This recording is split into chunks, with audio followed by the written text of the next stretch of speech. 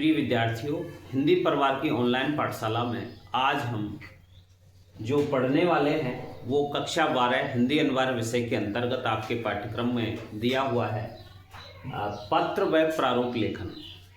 इस टॉपिक के अंतर्गत आपके लिए 4 अंक का अंकभार होता है और लिखने को क्या आता है, यहाँ प्रारूप लेखन आता है और किसी भी वो विकल्प के साथ वो आ सकता है। आपके पाठ्यक्रम के अनुसार 5 चीज़ें पत्र लेखन के अंतर्गत दी हुई होती हैं। उसमें सबसे पहला है अर्धशासकीय पत्र, जिसे अर्ध सरकारी पत्र कहते हैं। दूसरा है निविदा, तीसरा है विज्ञप्ति, चौथा है ज्ञापन और 5वें नंबर पर है अधिसूचना।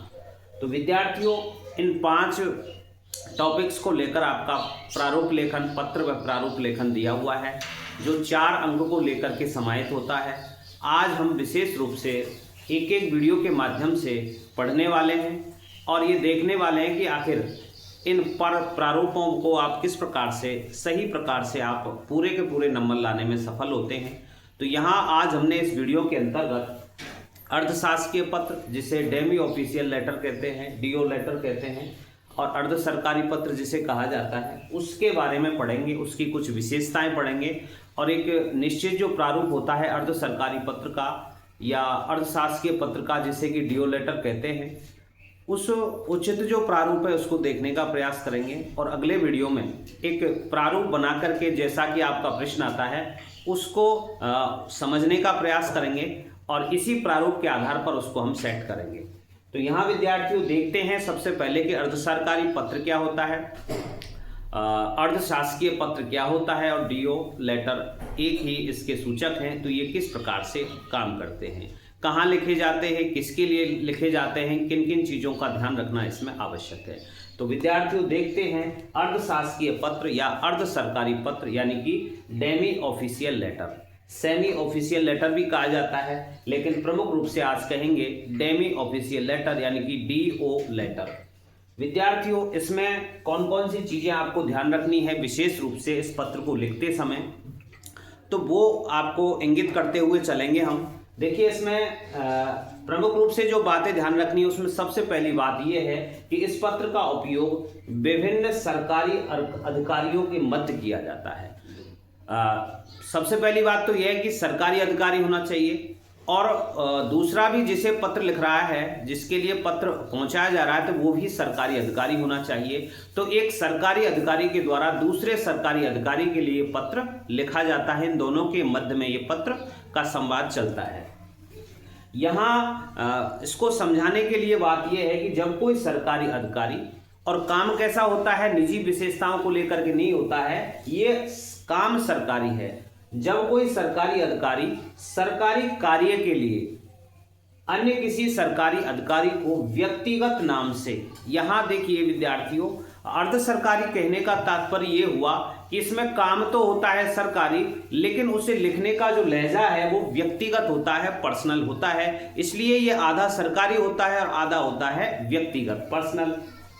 तो अन्य किसी सरकारी अधिकारी व्यक्तिगत नाम से अपेक्षित सूचनाएं प्राप्त करने के लिए, अपेक्षित और विचार विमर्श के आदान प्रदान के लिए पत्र लिखे जाते हैं।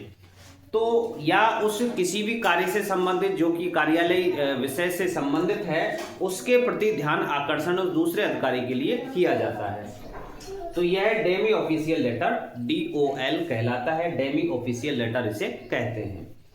विद्यार्थियों, जानना इसलिए और भी जरूरी है, इसमें जो तथ्य आपको याद रखने हैं वो इस प्रकार से हो सकते हैं कि यह पत्र व्यक्तिगत पत्र शैली में लिखा जाता है। व्यक्तिगत पत्र शैली होती है, व्यक्तिगत जो पत्र शैली है उसमें लिखा जाने के कारण इसे अर्ध सरकारी कहते हैं, क्योंकि ये कार्य कैसा है, सरकारी है, इसलिए इसे अर्ध सरकारी कहेंगे। और आधा जो होता है वो निजी भावनाओं को प्रेषित करने के लिए, अपने निजी विचारों के आधार पर उससे संपर्क स्थापित करने के लिए कार्य किया जाता है। तो अर्ध सरकारी हुआ, व्यक्तिगत पत्र शैली में लिखा होने के कारण यह अर्ध सरकारी पत्र कहलाता है। विद्यार्थियों, इसमें ध्यान रखना है कि कार्यालय के कामकाज के संबंध में, कार्यालय में जो कामकाज संपादित हो रहा है उसके संबंध में लिखे जाने वाले इन पत्रों में क्या होता है, विशेषता के रूप में आत्मीयता का पुट होता है। इसमें आत्मीयता यानी कि उस अधिकारी का जो लिख रहा है, जो कि प्रेषक है, और जो प्रेषिती है अर्थात जो प्रापक है अर्थात जो प्राप्त करता है, उन दोनों के मध्य में आत्मीयता का पुट होता है, अर्थात दोनों में अपनापन होता है। तो आत्मीयता का पुट और अनौपचारिकता का समावेश इसमें होता है। ये होता है विद्यार्थियों, अनौपचारिकता इसमें होती है और ये आत्मीयता का पुट इसमें रहता है। क्या क्या ध्यान रखना है इस पत्र को लिखते समय, वो आप देखेंगे कि इस पत्र में महोदय के स्थान पर प्रिय श्री या प्रिय सुश्री इस प्रकार से लिखा जाता है। इसमें महोदय नहीं लिखेंगे क्योंकि जो सामान्य पत्र होते हैं उनमें आपको महोदय लिखना पड़ता है, क्योंकि उसमें उच्च अधिकारी के लिए लिखा जाता है, एक निम्न स्तर से और उच्च के लिए लिखा जाता है, उसमें महोदय लगाते हैं। लेकिन ये बराबर के जो अधिकारी हैं उनके लिए लिखा जा रहा है, एक सरकारी अधिकारी दूसरे बराबर वाले सरकारी अधिकारी के लिए लिखा जा रहा है, इसलिए इसमें महोदय के स्थान पर क्या रखेंगे हम, माननीय या प्रिय, इस प्रकार से हम इन शब्दों का प्रयोग करते हैं। अंत में जब धन्यवाद वगैरह लिख करके और हम भवदीय शब्द जब आता है तो भवदीय के स्थान पर आपका शब्द लिखेंगे। आपका के आगे आप लगा सकते हैं आपका शुभेच्छु यानी कि शुभ आपके कल्याण की इच्छा वाला, तो यहाँ आपका शब्द लिखेंगे। दो चीजें हुई आपकी, इसमें महोदय के स्थान पर प्रिय लिखना है और भवदीय के स्थान पर अंत में क्या लिखना है, आपको आपका शब्द प्रेषित करना है, आपका शब्द उसमें लिखा जाना है। क्या क्या और ध्यान रखने योग्य बातें हैं, पत्र में बाईं ओर प्रेषक का नाम आता है और पद का नाम उल्लेख होता है। यानी कि जब पत्र हम शुरू करते हैं तो जहां से शुरू होता है अर्थात ऊपर की तरफ, और वहां ऊपर में भी बाईं ओर प्रेषक यानी कि भेजने वाले का, सेंडर का नाम आता है और उस भेजने वाले के पद का उल्लेख उसमें होता है। इसमें दाईं ओर क्या लिखा जाता है, ये तो बाईं ओर की स्थिति हुई इधर की, जैसे ये पत्र लिख रहे हैं तो ये बाईं ओर की स्थिति है। इधर तो क्या आता है, प्रेषक का नाम आता है और आगे क्या आता है, उसका पद का उल्लेख होता है। और दाईं तरफ जो आती है उसमें यहाँ जैसे तो कार्यालय का पता लिखा जाता है और यहाँ पर दिनांक आती है, कुछ चीजें आती हैं। सबसे नीचे पत्र के अंत में क्या होता है, नीचे बाईं ओर इधर की तरफ प्रेषिती यानी कि प्रापक यानी कि रिसीवर यानी कि प्राप्तकर्ता, प्रेषिती इसका नाम आता है और पद लिखा जाता है। और दाईं ओर नीचे की तरफ प्रेषक का नाम आता है और केवल हस्ताक्षर होते हैं, यहाँ पर पदनाम नहीं लिखा जाता है। तो ये कुछ विशेषता हुई अर्ध सरकारी पत्र की, अर्ध शासकीय पत्र की, डेमी ऑफिशियल लेटर की, डीओ लेटर की। और इसमें जो प्रमुख बातें सामने आई थी विद्यार्थियों, वो ये थी कि दो सरकारी अधिकारियों के मध्य होने वाला ये पत्र व्यवहार है और इसमें व्यक्तिगत पत्र शैली को अपनाया जाता है। काम होता है सरकारी, लेकिन पत्र शैली कैसी होती है, व्यक्तिगत होती है। महोदय के स्थान पर प्रिय लिखते हैं, भवदीय के स्थान पर आप लिखते हैं और किस प्रकार से प्रेषक बाईं तरफ ऊपर आता है और प्रेषिती जो आता है वो बाईं तरफ नीचे आता है। इस प्रकार से विद्यार्थियों ये इसमें आता है। अब देखते हैं विद्यार्थियों के प्रारूप क्या होता है। केवल इस वीडियो में हम प्रारूप देखेंगे और इसका जो उदाहरण है वो अगले वीडियो में हम देखने वाले हैं। तो यहाँ विद्यार्थियों देखते हैं हम इसका प्रारूप। जैसा कि आपको जितने भी आप उसमें उदाहरण वगैरह देखोगे कहीं पर भी किसी भी पुस्तक में, तो वहां आपको ऐसा ज्यादातर में स्थिति आएगी कि राजस्थान सरकार लिखा हुआ है। सरकारी कार्यालय है, इसलिए वो सरकारी कार्यालय जिस विभाग के अंतर्गत है, जिस सरकार के अंतर्गत है, उसका नाम आता है।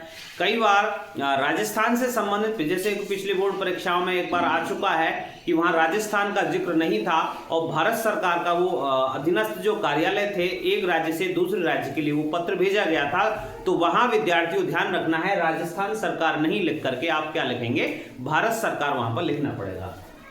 तो यहाँ जैसे प्रारूप हमने एक राजस्थान सरकार के अंतर्गत आने वाले विभागों को आपस में अधिकारियों के द्वारा अपने कामकाज की जांच के लिए या उसको बढ़ावा देने के लिए, अपना संवाद प्रेषित करने के लिए लिखा गया था। तो ऐसा आएगा इसमें राजस्थान सरकार, इस प्रकार से हम लिखते हैं। यहाँ देखिए बाईं तरफ ऊपर की तरफ प्रेषक का नाम यानी कि भेजने वाले का नाम इसमें आता है और नीचे बताया था हमने कि पद आता है, उसके पद का नाम यहाँ पर आता है। इतना लिखने के पश्चात विद्यार्थियों आप चलते हैं दाईं तरफ ऊपर के यहाँ कार्यालय का नाम आता है जहाँ से लिखा जा रहा है, और दिनांक आती है, और यहाँ पर आएगा अर्ध सरकारी पत्र या अर्ध शासकीय पत्र का क्रमांक। जो भी ऑर्डर में क्रमांक चल रहा है 101, 1256 जो भी आ सकता है, ये अपने हिसाब से आप लिख सकते हैं। तो अर्ध शासकीय पत्र क्रमांक इसमें आता है। ये 3 चीजें विद्यार्थियों ऊपर आती हैं। राजस्थान सरकार यानी कि उस सरकार का नाम आता है, शासन का नाम आता है, उसके बाद में बाईं तरफ प्रेषक का नाम और पदनाम आता है, दाईं तरफ लेंगे ऊपर तो कार्यालय का पता आता है, दिनांक आती है और इसका पत्र का क्रमांक आता है। प्रिय विद्यार्थियों, अब जो संबोधन जो चलता है उसको हमने आपको बताया था कि संबोधन में किस प्रकार से हम देखते हैं। तो यहाँ आपको आदरणीय वो वगैरह नहीं लिखना है, यहाँ लिखना है प्रिय श्री, क्योंकि वो जो अधिकारी है जिसके लिए लिख रहा है और जो जिसके लिए लिख रहा है यानी कि प्रेषक और प्राप्तकर्ता जो है, प्रेषक और प्रेषिती जो है वो समान पद वाले हैं, इसलिए यहाँ पर वो व्यक्तिगत श्रेणी में लिखने के कारण यहाँ पर प्रिय श्री इस प्रकार से लिखेगा। उसका नाम यहाँ पर लिखा जाएगा। जैसे कमलेश के लिए लिखा जा रहा है तो प्रिय श्री कमलेश, तो इस प्रकार से लिखेंगे। अब विद्यार्थी, ये मध्य भाग होता है जिसमें सूचनाओं का आदान प्रदान होता है, वहाँ इस प्रकार से यहाँ पर मध्य भाग लिखा जाएगा। जब मध्य भाग लिखने के बाद में और आप इसमें मेरी सहयोग करेंगे ऐसी अपेक्षाएं हैं आपके साथ, तो यहाँ से धन्यवाद या धन्यवाद आप लिखेंगे। अब आता है विद्यार्थियों नीचे का प्रकरण के नीचे आप क्या लिखेंगे प्रारूप में, तो उसमें यह आता है कि बाईं तरफ नीचे लिखेंगे प्रेषिती, कि जिसके लिए पत्र भेजा जा रहा है। प्रेषिती को आप शुद्ध रूप में लिखें प्रेषिती। प्रापक जिसको कह सकते हैं, प्राप्तकर्ता जिसे कह सकते हैं, उसका नाम आएगा। सेवा में लिख सकते हैं श्री और उसका नाम आ जाएगा और उसके पद का नाम आएगा। नीचे जब देखते हैं जिसको, जो कि इस डेमी ऑफिशियल लेटर का जो अंत में होता है उसमें दाईं तरफ नीचे आता है आपका शुभेच्छु। जो सेंडर होता है वो अपने हस्ताक्षर करता है यहाँ पर, क्योंकि नाम ऊपर आ ही गया था। और लेकिन सबसे बड़ी बात यह है कि इसमें पद नाम नहीं लिखा जाता है। ये चीजें आपको ध्यान रखनी है। और इसी डेमी ऑफिशियल लेटर को लेकर के, अर्धशासकीय पत्र को लेकर के एक उदाहरण के रूप में हम एक अगला जो वीडियो है वो लेकर के आने वाले हैं। आप बने रहिए हिंदी परिवार की ऑनलाइन पाठशाला के साथ। आप अधिक से अधिक इस चैनल को सब्सक्राइब करने में मदद करें। मिलते हैं अगले वीडियो में, तब तक के लिए धन्यवाद।